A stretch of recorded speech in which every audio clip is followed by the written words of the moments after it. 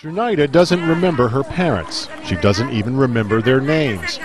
They were deported from Malaysia back to the Philippines 7 years ago when she was just 3. Junaida lives with her aunt and helps out by selling cakes on the street. But as a child of illegal immigrants, she has no right to health care or education.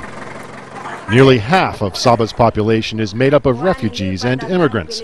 Most are here legally, but many are not. Migrant workers aren't supposed to have children while living in Malaysia, but of course they do anyway.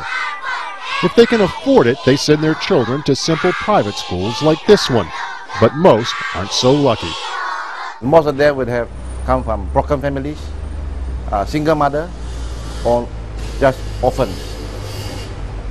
This is a bigger group and more difficult to integrate, and politically a very sensitive subject for Malaysians to spend their resources on this group of illegal immigrants.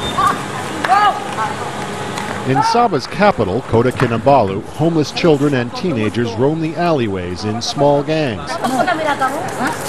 They do odd jobs for a few dollars, sell cigarettes, or unload the fishing boats when they pull into port. Malaysians consider them illegal immigrants. They don't have Filipino citizenship, so the Philippine government doesn't want them either.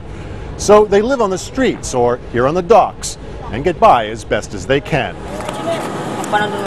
It's not much of a childhood. There are no bedtime stories here, no lullabies.